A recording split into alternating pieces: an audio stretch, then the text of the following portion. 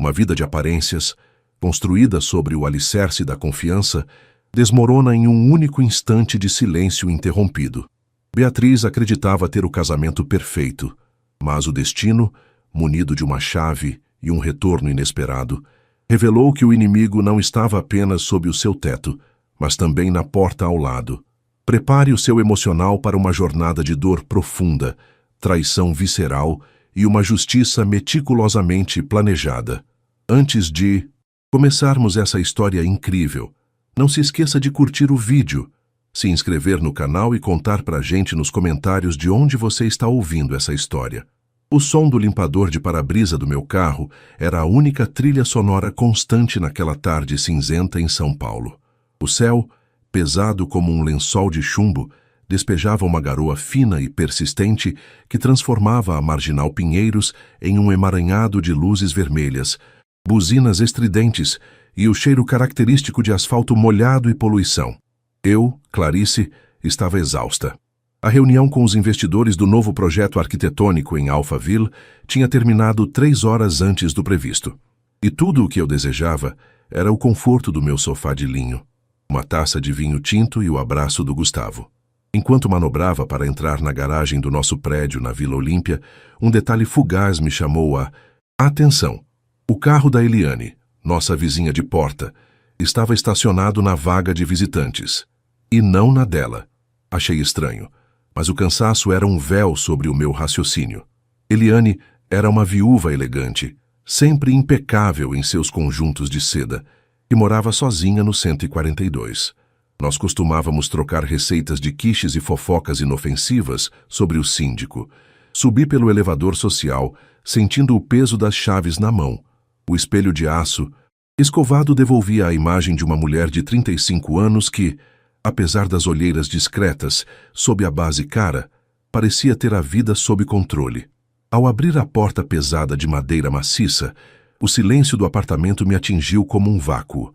Não havia o som da TV ligada no noticiário econômico, nem o tilintar de gelo no copo de uísque que Gustavo costumava preparar ao chegar do escritório.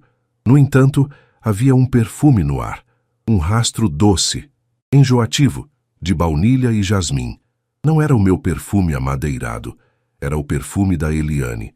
Meus passos foram amortecidos pelo tapete persa do corredor. O coração começou a martelar contra as costelas, um ritmo frenético que parecia ecoar nas paredes decoradas com nossas fotos de viagens. Ao me aproximar da suíte master, ouvi o som de água correndo e risadas. Não eram risadas altas, mas sussurros cúmplices, abafados pelo vapor que escapava por debaixo da porta entreaberta do banheiro. O vapor carregava o cheiro de sais de banho de lavanda, os sais que eu havia guardado para o nosso aniversário de casamento na próxima semana. Empurrei a porta com a ponta dos dedos, rezando para que fosse apenas um equívoco, uma alucinação causada pelo estresse do trabalho. Mas a realidade foi um soco no estômago. Através do box de vidro fosco da nossa banheira de hidromassagem, vi as silhuetas entrelaçadas. Gustavo, o homem que jurou me amar na saúde e na doença, estava ali, relaxado sob a água morna, com as mãos espalmadas nas costas de Eliane. Eles estavam tão imersos um no outro que não notaram a corrente de ar frio que entrou no recinto. O cheiro dela é tão bom, Gustavo. A voz de Eliane saiu como um ronrono vitorioso. Esquece a Clarice, Eliana. Ela só pensa em plantas e estruturas de concreto. Você é o meu refúgio. A voz dele, aquela voz que eu conhecia tão bem, soou como o ranger de metal retorcido. O mundo girou. Uma náusea violenta subiu pela minha garganta. Mas eu não gritei. A dor foi tão súbita que se transformou em uma frieza gélida, uma dormência que dominou meus membros. Eu não era mais a esposa traída. Eu era uma observadora externa de um desastre iminente. Recuei silenciosamente. Meus pés descalços não emitiam som, algum no piso de mármore. Saí do quarto e, com uma calma que me assustou, fechei a porta da suíte por fora. A trava eletrônica deu um clique seco, quase imperceptível para quem estava no meio de um banho de espuma, mas para mim foi o som do início de uma guerra. Caminhei até a cozinha, as mãos tremendo ligeiramente enquanto pegava o meu celular sobre a bancada de granito preto. Meus olhos se fixaram na fruteira, onde uma maçã solitária apodrecia por baixo. Digitei o número do meu irmão, Rodrigo. Ele era o oposto de mim, impulsivo, protetor e com um senso de justiça que beirava o perigoso. Ele trabalhava com segurança privada e conhecia cada canto obscuro desta cidade. Rodrigo! Minha voz saiu baixa numa lâmina afiada. Clarice? O que houve? Você parece estranha.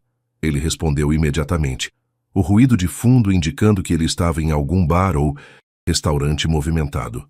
Preciso que você venha aqui agora, no meu apartamento. Não faça perguntas, apenas venha. Em 15 minutos estou aí, mana.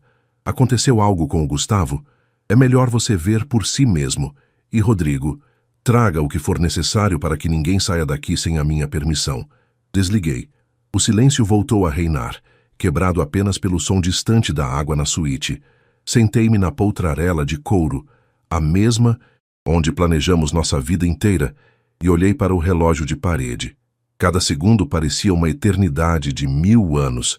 Eu sentia o cheiro da traição impregnado nas cortinas, no sofá, na minha própria pele.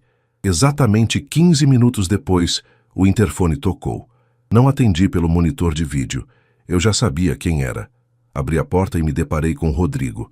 Ele estava com a jaqueta de couro molhada da chuva, o rosto sério. Mas ele não estava. Sozinho. Atrás dele, parado na penumbra do corredor do prédio, estava um homem que eu não via há anos, o Dr. Otávio, o advogado criminalista mais implacável que já conheci e que, por acaso, era o ex-marido de Eliane, a mulher que agora ocupava a minha banheira. O olhar de Otávio encontrou o meu, carregado de um entendimento sombrio e uma sede de retribuição que espelhava a minha. Olá, Clarice, disse Otávio, ajustando os óculos e segurando uma pasta de couro. O Rodrigo me explicou a urgência. Acho que temos muito o que conversar antes que a água daquela banheira esfrie por completo. A vingança não seria um grito desesperado no corredor. Seria um processo cirúrgico, executado com a precisão de quem conhece cada fraqueza do inimigo. Olhei para a porta trancada da suíte e, pela primeira vez desde que entrei em casa, um sorriso gélido e sem vida surgiu nos meus lábios. O jogo tinha acabado de mudar de mãos. O ar dentro da sala parecia ter se tornado sólido, uma massa densa de oxigênio escasso e eletricidade estática. O cheiro de couro molhado da jaqueta de Rodrigo se misturava ao aroma persistente de baunilha que emanava da suíte, criando uma combinação nauseante que revirava o meu estômago. Eu olhava para as minhas mãos e não as reconhecia. Elas estavam pálidas, quase translúcidas sob a luz, de croica do teto de gesso, e tremiam com uma intensidade que eu não conseguia controlar. Rodrigo se aproximou de mim, o rosto transfigurado por uma fúria que ele tentava, sem muito sucesso, conter em respeito ao meu estado de choque. Ele colocou a mão no meu ombro e o calor de sua palma foi a única coisa que me impediu de desmoronar ali mesmo, sobre o tapete que custara 3 meses do meu salário como arquiteta. Clarice, respira. Ele disse a voz baixa, vibrando com uma autoridade protetora. Eu trouxe o Otávio porque ele sabe exatamente com quem estamos lidando. A Eliane não é apenas uma vizinha indiscreta. O que ela fez com ele no passado... Bem, digamos que ela tem um método. Otávio, o advogado, permanecia em silêncio absoluto, uma figura de autoridade inabalável no meio do meu caos doméstico. Ele abriu sua pasta de couro sobre a mesa de carvalho, o som do clique metálico dos fechos ecoando como um tiro no apartamento silencioso. Ele retirou alguns papéis grampeados e uma pequena câmera digital. O olhar dele para mim não era de pena, mas de uma solidariedade amarga, de quem já habitou o mesmo inferno em que eu acabara de entrar. Ela escolhe alvos com estabilidade financeira, Clarice, Otávio explicou. Sua voz era um barítono calmo e cortante como um bisturi. Gustavo não é o primeiro e, se dependesse dela, não seria o último. O que você vai ver e ouvir agora não será fácil, mas é necessário para que ela e ele nunca mais tirem nada de você. Nem um centavo, nem um minuto de paz. Caminhamos pelo corredor em uma procissão fúnebre de esperanças mortas. A cada passo, o som da água na hidromassagem ficava mais nítido, acompanhado por uma risada abafada de Eliane. Aquela risada que eu antes considerava amigável e que agora soava como o sibilar de uma serpente. Parei diante da porta da suíte master. Minha mão direita pairou sobre a fechadura eletrônica. O visor digital brilhava em um azul frio, esperando pelo meu comando. Senti o olhar de Rodrigo queimando em minhas costas, pronto para arrombar a porta se eu fraquejasse. Mas eu precisava fazer isso. Eu precisava ver o fim do meu casamento com meus próprios olhos para ter certeza de que não restaria nenhuma cinza de compaixão. Digitei o código. O som do mecanismo destravando foi seguido por um silêncio súbito lá dentro. Empurrei a porta de uma vez. O vapor quente do banho me atingiu o rosto, carregado com o cheiro de lavanda e o suor da traição. Gustavo estava de costas para a porta, ainda submerso na espuma branca, enquanto Eliane estava sentada na borda da banheira, usando apenas uma de minhas toalhas de banho egípcias, secando os ombros. Dele com uma intimidade obscena. O tempo parou. A expressão de Gustavo ao girar o pescoço e encontrar meu olhar foi uma transição lenta e patética do prazer absoluto para o terror abjeto. Seus olhos se arregalaram. A boca se abriu em um "o" silencioso, e a cor fugiu de seu rosto tão rápido que ele pareceu envelhecer 10 anos em um segundo. Eliane, no entanto, foi mais rápida. Ela tentou puxar a toalha para se cobrir, soltando um grito, curto que morreu na garganta, assim que seus olhos encontraram a figura de Otávio, parado logo atrás de mim. Clarice, eu posso explicar. Não é o que parece. Gustavo gaguejou, a voz falhando, as mãos tateando inutilmente a água ensaboada, como se procurasse por uma dignidade que já havia descido pelo ralo. Não é o que parece, Gustavo. Minha voz saiu estranhamente calma, uma calma que vinha de um lugar de dor tão profunda que já havia ultrapassado o limite do grito. Você está na nossa banheira com a nossa vizinha, usando os sais de banho que eu comprei para o nosso aniversário. O que exatamente eu estou interpretando errado aqui? O ângulo da iluminação? Rodrigo deu um passo à frente, e a simples presença física dele, com seus quase 2 metros de altura e ombros largos, fez Gustavo se encolher contra a borda de mármore. Fica na água, Gustavo. Se é você sair dessa banheira agora, eu não respondo por mim. Rodrigo rosnou, e eu vi o medo real brilhar nos olhos do meu marido. O homem que eu amava agora não passava de um animal acuado e patético. Otávio deu um passo à frente, ignorando o ex-marido trêmulo e focando seus olhos de gelo em Eliane. Ela estava pálida, as mãos segurando a toalha com tanta força que os nós dos dedos estavam brancos. Olá, Eliane. Lembra-se da cláusula de moralidade do nosso acordo de divórcio e das provas que eu guardei sobre os seus investimentos nos maridos das suas clientes de consultoria? Otávio disse, sua voz destilando um veneno refinado. Parece que você cometeu o erro de subestimar a Clarice e o erro fatal de não mudar de bairro. O silêncio que se seguiu foi quebrado apenas pelo som rítmico da água pingando da torneira. Gustavo tentou falar novamente, mas eu o cortei com um gesto seco. Olhei para o quarto, para a cama onde dormimos por 5 anos, para as fotos na parede que agora pareciam mentiras emolduradas. A traição não era apenas o ato físico, era o planejamento, as mentiras diárias, os beijos de boa noite que ele me dava enquanto já planejava estar ali com ela. Vocês têm 10 minutos para se vestirem e saírem daqui, eu disse, sentindo uma força gélida percorrer minha espinha. Gustavo, você vai levar apenas o que couber em uma mala de mão. O resto, bem, o Otávio tem os papéis para o divórcio por adultério com prova material. E Eliane, espero que você tenha guardado dinheiro, porque a sua vida como socialite na Vila Olímpia acaba hoje. Saí do banheiro sem olhar para trás, deixando o som dos protestos inúteis de Gustavo serem abafados pela porta que Rodrigo fechou com um estrondo. Voltei para a sala e desabei na poltrona. A vingança estava apenas começando a ser desenhada, mas o peso da verdade era um fardo que eu ainda teria que carregar por muito tempo. Rodrigo sentou-se ao meu lado, enquanto Otávio começava a organizar os documentos sobre a mesa. A noite estava apenas começando, e a chuva lá fora só aumentava. O som das rodas da mala de couro de Gustavo batendo contra as juntas do piso de madeira da nossa sala era como o tic-tac de uma bomba que já havia explodido, mas cujos estilhaços ainda insistiam em cair. Era um barulho seco, ritmado e insuportável. Eu permanecia sentada na poltrona, com as costas eretas, observando-o atravessar o corredor com a cabeça baixa, os ombros curvados sob o peso de uma derrota que ele mesmo havia arquitetado. Ele não parecia mais o diretor comercial autoconfiante que frequentava os melhores restaurantes da Faria Lima. Parecia um intruso sendo expulso, de um lugar onde nunca deveria ter estado. Eliane vinha logo atrás, tentando manter uma postura de dignidade que não condizia com o fato de estar usando um vestido de linho amassado e o cabelo úmido, ainda com o cheiro dos meus sais de banho. Ela não ousava olhar para mim, mas o rastro do seu perfume de baunilha e jasmim ainda flutuava pelo ar, poluindo a atmosfera da minha casa. Rodrigo, meu irmão, mantinha-se encostado no batente da porta de entrada, os braços cruzados sobre o peito largo, os olhos fixos em Gustavo como um falcão vigiando uma presa ferida. Ele não precisava dizer uma única palavra.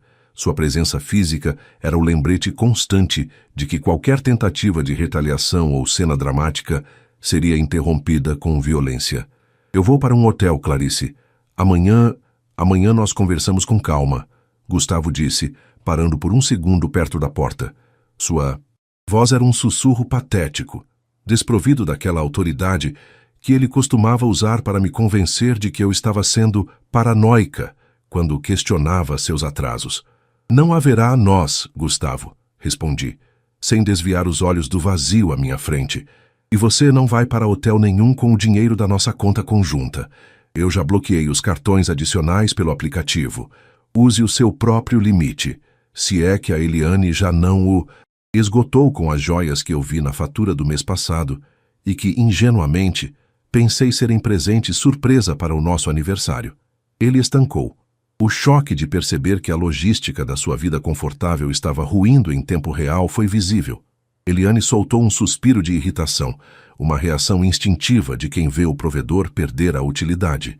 Ela deu um passo à frente, tentando sair do apartamento, mas Otávio, que estava discretamente sentado à mesa de jantar com seu notebook aberto, pigarreou, atraindo a atenção de todos. Dona Eliane, antes de sair, gostaria de lembrá-la que o condomínio tem câmeras de alta definição nos corredores e no elevador de serviço. Otávio disse, o tom de voz calmo e técnico de um legista realizando uma autópsia, e que o registro de entrada do seu veículo na vaga de visitantes, somado ao depoimento que o porteiro, o Sr. Genival, certamente dará sobre a frequência das suas visitas em horários, digamos, comerciais, compõe um quadro bastante robusto para a ação indenizatória que a doutora Clarice pretende mover. Além disso, as fotos que acabei de tirar de vocês dois na banheira são provas irrefutáveis de adultério sob circunstâncias humilhantes para a cônjuge. Eliane empalideceu, a ponto de a sua maquiagem parecer uma máscara de gesso. Ela olhou para Gustavo, esperando uma defesa que nunca veio, e depois para Otávio, o homem que ela havia traído anos antes e que agora detinha o poder de destruir a reputação de mulher de classe que ela tanto se esforçava para manter na alta sociedade paulistana.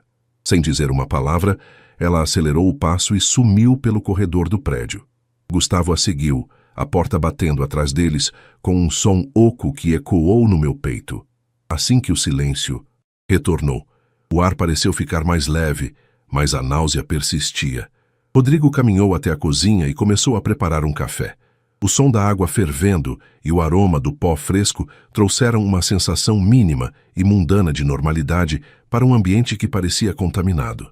Senti o frio do couro da poltrona contra a minha pele e percebi que estava tremendo. Não era de frio, nem de medo.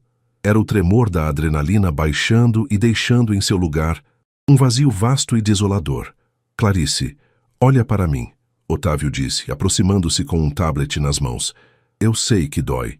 Eu estive nesse exato lugar quando a Eliane me deixou por aquele investidor que, 6 meses depois, estava falido. Mas você tem uma vantagem que eu não tive na época. Você é a dona da inteligência financeira dessa casa. Ele deslizou o dedo pela tela, mostrando planilhas e extratos que eu mesma havia organizado, ao longo dos anos, mas sob uma nova perspectiva, a da destruição controlada. Como arquiteta, eu sabia que para reconstruir algo sólido, às vezes era necessário realizar uma demolição total. Gustavo sempre foi o rosto público do nosso sucesso. O homem de vendas, o comunicador. Mas os contratos, as cláusulas de desempenho e a holding que gerenciava nossos imóveis estavam sob o meu controle técnico e jurídico. Ele acha que vai sair daqui com metade de tudo, Clarice.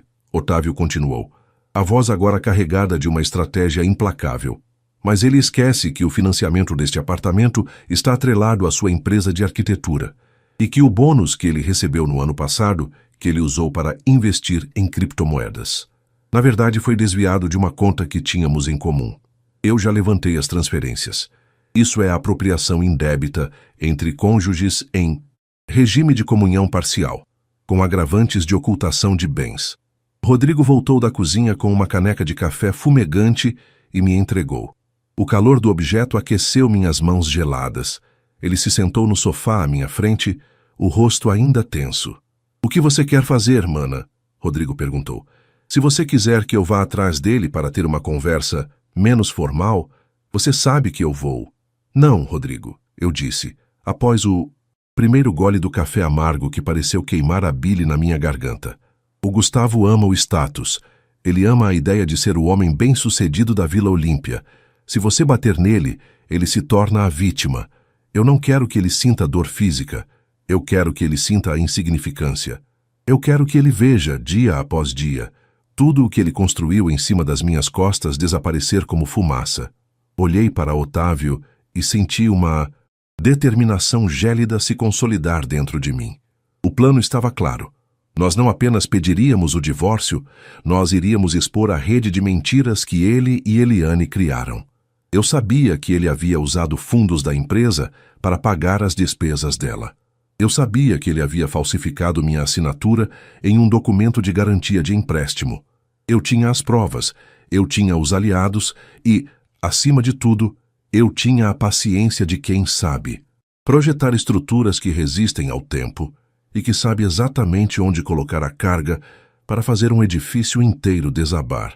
Otávio, chamei, minha voz agora firme e desprovida de qualquer rastro de choro. Comece o processo de despejo por quebra de contrato de confiança na holding. Quero as contas dele bloqueadas judicialmente até amanhã ao meio-dia. E, Rodrigo, preciso que você encontre o contato daquela jornalista de economia que o Gustavo tanto bajulava. Acho que ela adoraria saber como o executivo do ano está desviando fundos para manter a vizinha em um esquema de pirâmide sentimental. A chuva lá fora começava a diminuir, mas dentro daquele apartamento a tempestade estava apenas mudando de fase. Eu olhei para o corredor escuro por onde eles saíram e soube que a Clarice que entrou naquela casa hoje cedo tinha morrido. A mulher que restou era feita de concreto, armado e cálculo frio. A vingança não seria um evento, seria uma obra-prima de engenharia social. Os meses que se seguiram àquela noite chuvosa foram marcados pelo som metálico de carimbos sobre papéis oficiais e pelo silêncio gelado das salas de reunião de advocacia. Eu, Clarice, aprendi que a verdadeira vingança não se faz com um grito, mas com uma caneta e uma paciência inabalável. Como arquiteta, eu sabia que antes de erguer uma nova estrutura, era necessário limpar o terreno até as fundações. E foi exatamente isso que eu fiz com a vida de Gustavo e Eliane. Cada manhã começava com o cheiro forte de café preto e o som das notificações no meu celular, trazendo atualizações de Otávio sobre o congelamento das contas e a descoberta de novas irregularidades financeiras que Gustavo tentava esconder. A primeira grande rachadura na fachada de Gustavo veio 2 meses depois do flagrante na banheira. O conselho de administração da empresa onde ele era diretor comercial recebeu uma denúncia anônima, cuidadosamente preparada por Otávio e endossada por auditorias que eu mesma ajudei a financiar, detalhando o desvio de verbas de representação para o pagamento de contas pessoais de uma consultora externa. Quando o nome de Eliane apareceu nos registros de pagamentos de hotéis de luxo e jantares que Gustavo declarava como reuniões com clientes, o destino dele foi selado. O som do telefone dele tocando incessantemente enquanto ele tentava desesperadamente me ligar de números desconhecidos para pedir misericórdia, era a música de fundo da minha nova liberdade. Lembro-me perfeitamente do dia em que fui ao escritório para a assinatura final do divórcio. O ar-condicionado estava no máximo, criando uma atmosfera estéril que combinava com o estado do meu coração. Gustavo estava sentado à mesa, mas não era mais o homem que transbordava confiança. Suas roupas, antes impecáveis, pareciam um número maior, e o brilho arrogante em seus olhos tinha sido substituído por uma névoa de derrota e exaustão. Ele tentou segurar minha mão quando entrei na sala, mas eu desviei com uma elegância que ele nunca possuiu. O toque dele agora me causava o mesmo arrependimento de um erro de cálculo em uma viga. Mestra, algo que poderia ter derrubado todo o meu mundo. Clarice, por favor. A Eliane me deixou assim que o banco bloqueou o crédito. Ela levou até os móveis que eu tinha alugado para o flat, ele disse, a voz trêmula, carregada de uma autocomiseração que me dava náuseas. O erro foi seu, Gustavo.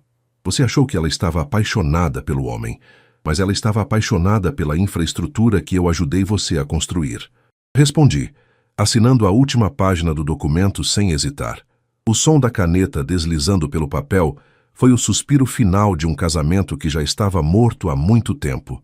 Eliane não teve um destino melhor. A notícia da sua conduta antiética se espalhou pelos círculos sociais da Vila Olímpia como fogo em palha seca.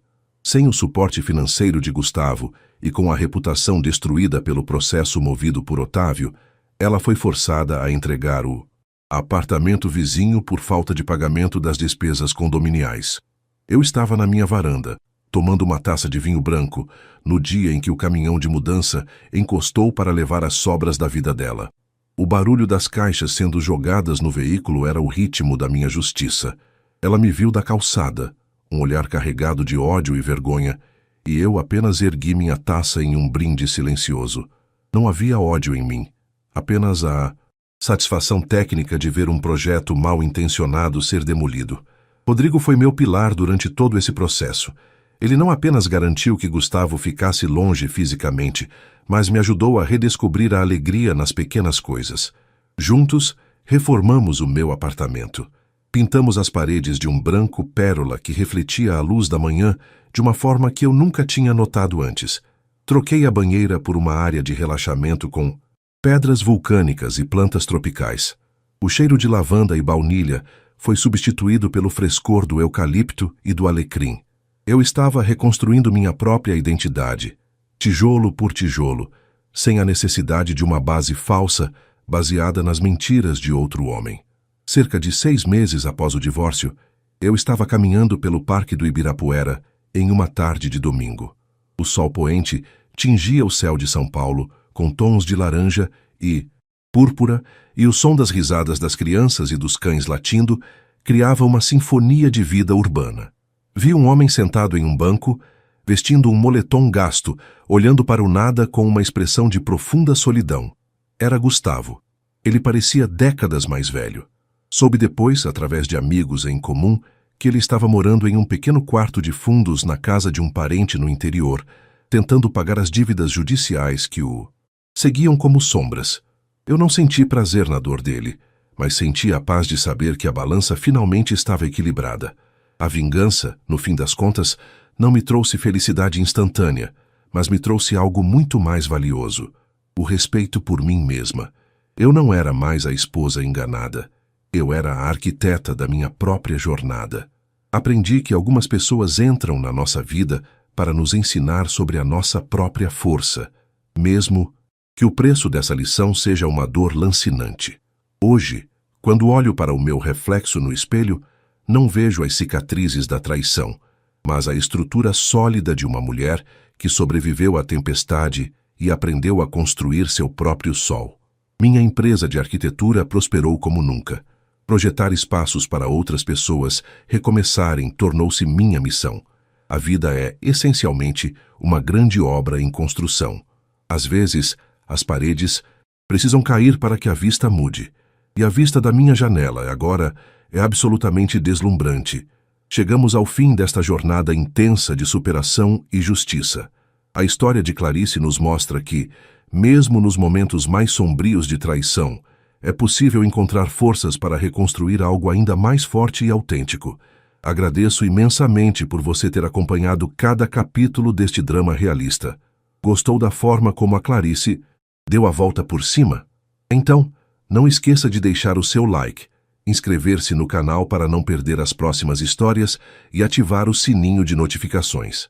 Compartilhe este vídeo com aquela pessoa que precisa de uma dose de inspiração para enfrentar os próprios desafios. E me conte aqui nos comentários, você teria a mesma frieza e inteligência da Clarice para planejar sua vingança? Até a próxima história.